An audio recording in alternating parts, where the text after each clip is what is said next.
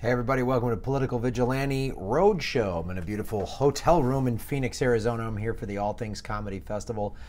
ATC, as they're called, is the podcast network that my other podcast, Comedy Film Nerds, is on, and they're having a huge comedy festival this weekend, which has been a lot of fun.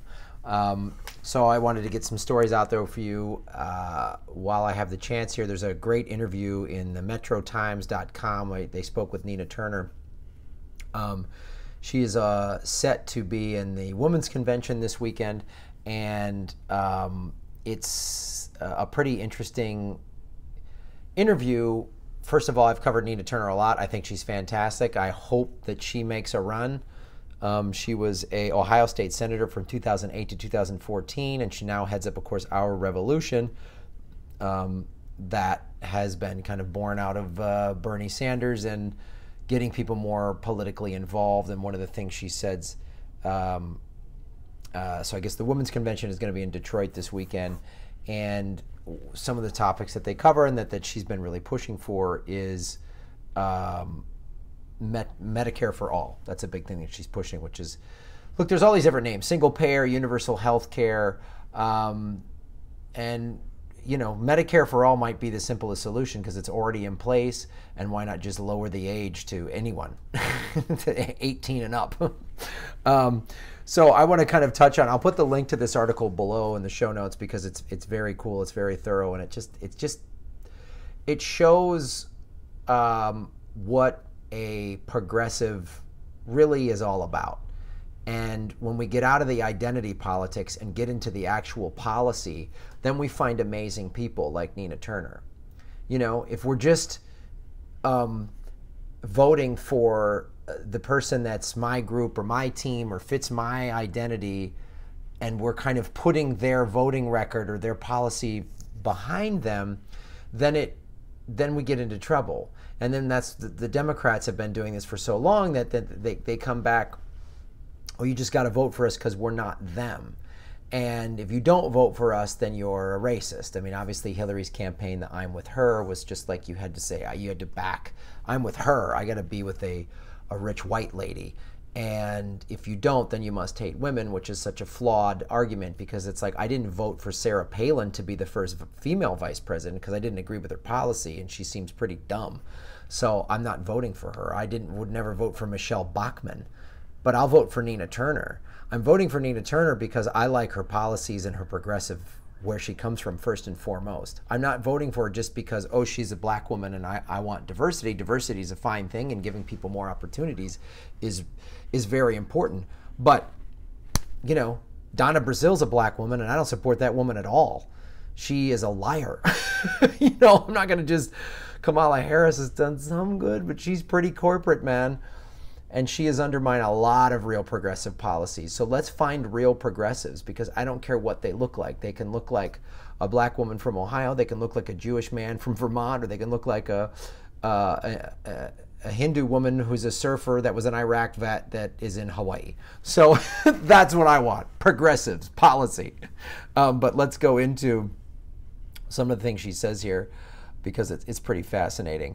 When they asked her about Medicare for all, she said that we are the only industrialized nation in the world that does not have a Medicare for all type of program, and that's an idea whose time has come. It is the morally right thing to do. As Dr. Martin Luther King said, of all the forms of inequity, injustice in healthcare is the most shocking and inhumane. What an amazing quote to put in there. And it really puts it in perspective. So when people say this, especially like neoliberals that just hear, that heard during the campaign that, you know, single payer healthcare was pie in the sky.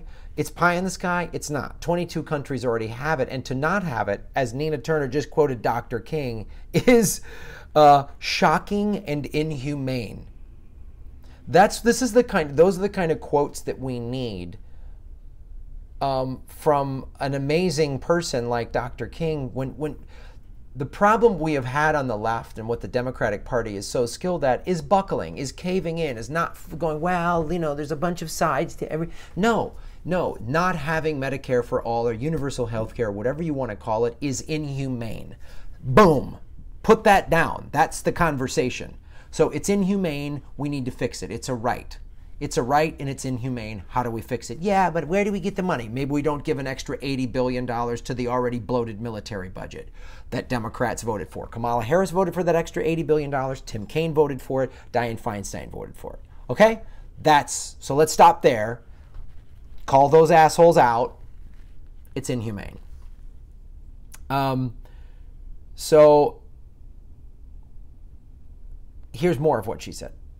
This is our health, and it's not about political affiliation or who somebody votes for or supports. This is really about our humanity and our moral commitment to one another. Listen to what she's saying. Our moral commitment to one another. She's not spewing out health industry talking points because they gave her a nice big 6-figure check. She's talking like, this is the thing. We've gotten so lost as Americans because we're just a corporate banking war machine that's got, like, as George Carlin said, we're an oil company with an army, that we're so lost that and the two-party system gets us to fight with each other, that this is universal health care, Medicare for all, is a moral issue. It's not political, it's moral. It's morally reprehensible that we can't take care of our own citizens and we're the wealthiest country in the history of the world. It's inhumane that you have to have a GoFundMe account to get a basic surgery. So I'm glad she's using these words, because it's like cutting through the bullshit and getting right to the point of it. And I think that's what we need to do as progressives. We need to back candidates like this. We need to back people like this, for starters. And then when we have these conversations with our friends and family and our coworkers, we need to speak in these terms. I'm not saying being combative. I'm saying get to the emotional reality of these issues versus the, like, double talk corporate speak that you hear on the corporate media. Listen to this too. But to say as a country that we will invest our money to ensure that everyone has access to hospital services or ambulatory patient services, prescription drugs, well, I believe if we can go to the moon, then we should find a way to have universal health care program in this country. It is vitally important for everybody. Yeah, that's the other thing. She's talking about it morally, and then she's talking about it economically. That's the other thing. Oh, how are we going to afford universal health care? You know how much money we will save in the long run? If people have access to good health care, and we're actually doing a lot of preventative stuff, like talking about nutrition and health, and, you know, in some countries, like your health care membership, your gym membership, yoga classes, you know, alternative medicines are covered.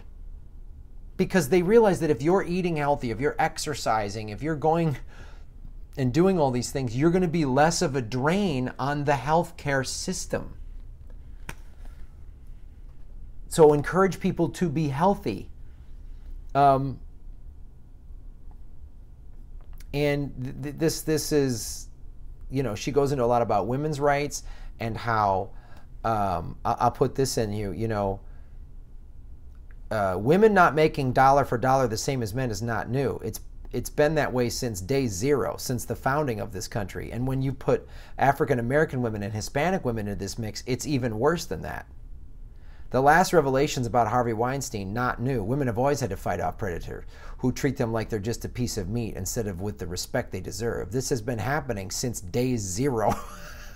I love how she talks. But we have these touch points, so now we're more aware that we have to work to do in these areas of racism, sexism, and I would even say ageism too, because I think that is a new type of discrimination that's around. It's just fascinating. Like, and then she talks about, and I want to end with this, she's talking about who are some of the women that you're excited about. And this is someone I didn't know about. Well, I'm excited for Stacey Abrams, who is running for governor in the great state of Georgia. We both served in the legislature at the same time. She excites me because she is taking on the challenge of running for governor, and there has never been an African-American woman elected to governor. I didn't know that. Yes. That might be hard for people to believe, but it is true. So I respect the fact that she's willing to take this risk for the greater good. So it's pretty cool, you know, and they talk, and then she addresses the DNC purging of progressive members. And this is what Nina Turner says. So I talked about this. They purged a lot of, you know, they putting Donna Brazile in charge of the Rules Committee. They put some of its progressive members They purge them, and then they put people who have been lobbyists for oil companies, Citigroup, Fox News, and so on. This is what Nina Turner says. The purge was short-sighted, and it's going to do more harm than good. I mean, if they want to talk about unity and bringing people together, that's not how you do it, by purging people. All of whom had some link to either Senator Sanders or Congressman Keith Ellison. So it's just wrong to do that. That makes it harder for progressive folks like me to try and pull other progressives into the party. Boom. Nina Turner. Read the whole interview. She's pretty fantastic. And it's another reason to back our revolution. It's another reason that I hope she runs for something serious in 2020. She should run for president. She should run as president herself, or at least be vice president with somebody or another progressive. I'm so down with what she's talking about and who she is and her experience and how directly she speaks. I love it. That's part of the, we got to, I don't want to hear any double talky corporate focus group speeches. I just don't want to hear it. That's one of the things, you know, Hillary's always in the fake robot pivot. Like the Clintons can't brush their teeth unless they had a focus group telling them how to do it, so that it'll help sway them in the polls so that they can bilk people of money, letting them think that they're actual liberal progressives when they're not. They're pro-war corporatists.